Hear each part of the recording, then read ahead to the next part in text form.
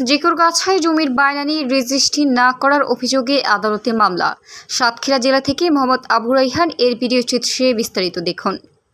যশোরের জিকুরগাছায় জমি বিক্রির বায়না 18 লাখ টাকা নিয়ে 6 লাখ টাকা ফেরত না দিয়ে ক্রেতা মুসলিম আলীকে জমি রেজিস্ট্রি না করে ওই জমির দখল করে নিয়েছে বলে অভিযোগ উঠেছে। জমি বিক্রেতা আনিসুর রহমান নামের এক প্রতারকের বিরুদ্ধে জমি বিক্রেতা আনিসুর রহমান জিকুরগাছা উপজেলার খাসখালী গ্রামের মৃত তোজাম্মেল হক মোল্লার ছেলে। এই ঘটনায় ক্রেতা মুসলিম আলী প্রতারক আনিসুর রহমানের বিরুদ্ধে যশোর আদালতে একটি মামলা দায়ের করেছেন বলে জানা যায়। আদালতে দাখিলকৃত মামলা সূত্রে জানা যায়, আসামি আনিসুর রহমান কয়েক বছর আগে জমি বিক্রির প্রস্তাব দিলে মুসলিম আলী আনিসুর রহমানকে 18 লাখ টাকা দেয়। জমি রেজিস্ট্রি না করে মুসলিমের দখলে দেওয়া জমি পুনরায় দখলে নিয়ে নেন আনিসুর রহমান। পরে গ্রাম্য সালিশ করে 18 লাখ টাকার মাঝে 9 লাখ টাকা দিলেও দলের পাওয়াকে বাকি 6 লাখ টাকা না দিয়ে মুসলিমের দখলে থাকা জমি জোর করে দখল করে নেয় আনিসুর। এই সময় আনিসুর রহমান বলেন, কাগজপত্র ঠিক করিয়া জমি রেজিস্ট্রি করিয়ে দিব। পরবর্তীতে জমি রেজিস্ট্রি করতে আনিসুর বিভিন্ন সময় নানান টালবাহানা করে।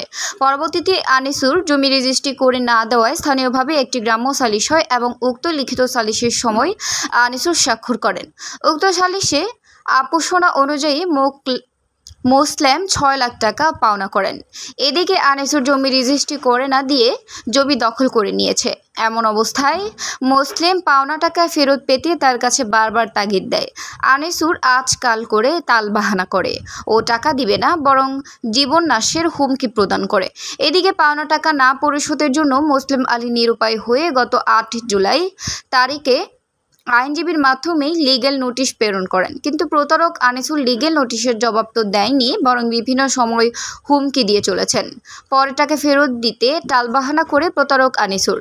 সর্বশেষ সাক্ষীগণের উপস্থিতিতে আনিসুরের পিতার বাড়ি দ্বিতীয় দফায় সালিশ বসে।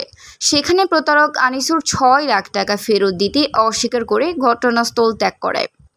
এই ঘটনায় মুসলিম আলী বাদী হয়ে প্রতারক আনিসুরের বিরুদ্ধে যশোর আমলি আদালতে একটি মামলা দায়ের করেন। এই সময় তিনি প্রশাসন ও আদালতের সহযোগিতা কামনা করেন।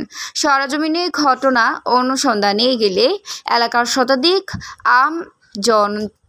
তার সাংবাদিকদেরকে বলেন, মুসলিম আলী ও আনিসুর পরম আত্মীয়। মুসলিম আলীর নিকট থেকে জমি বিক্রি করে টাকা নিয়ে জমি দখলের পরে আর রেজিস্ট্রি করে না দিয়ে টালবাহানা করতে থাকে। এক পর্যায়ে জমি আনিসুর দখলে নিয়ে নেয়।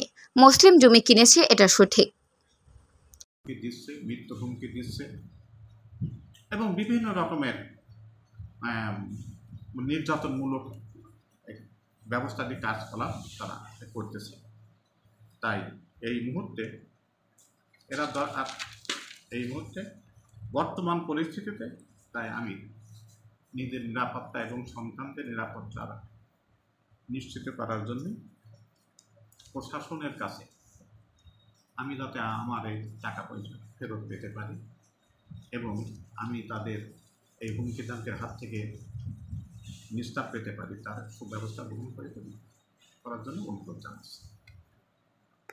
কিনে আছে টাকা দিয়ে আমি নিজে হাতে জানি, যেটা দিল মুসলিম ভাই টাকা দিয়েছে একবার। মুনতাজের দিল হচ্ছে 3 লক্ষ, মুনতাজের ভাই জিয়াদ দিল হচ্ছে 3 লক্ষ। দেওয়ার পরে মাছ বাজারটা আমি আবার 30,000 মুসলিম ভাই টাকা লাগবে 30,000 নিয়ে আসলাম, বুঝলেন। এইভাবে দিতে 11 লাখ কত হাজার হয়েছে। ঠিক আছে, জমিতে 70 বছর চাষ করছে। এদিন নিয়ে নিয়ে জমি কে নিয়ে নিয়েছে? মুনতাজার জমি সেটি জমিতে রেস্টই নেই। কে নিয়েছে? কে নাম? কি মুনতাজ।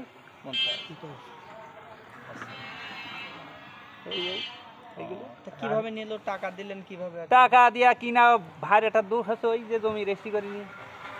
বিশ্বাসের পরে বিশাল আকারের দোষ, একটা বিশ্বাস আছে না মানুষের প্রতি, সেই বিশ্বাসটা তারাই হারায় ফেলাল। আপনারা টাকা দিয়েছেন, তো সাক্ষী রাখবেন না? জমি সাক্ষী তো 2-1টা ছিল, তো মনোমিয়া ছিল না ভরণের সাক্ষী। তো আমি এইগুলো জানি না, অল্প অর্ধেক টাকা বিষয় এগুলো আমি জানি।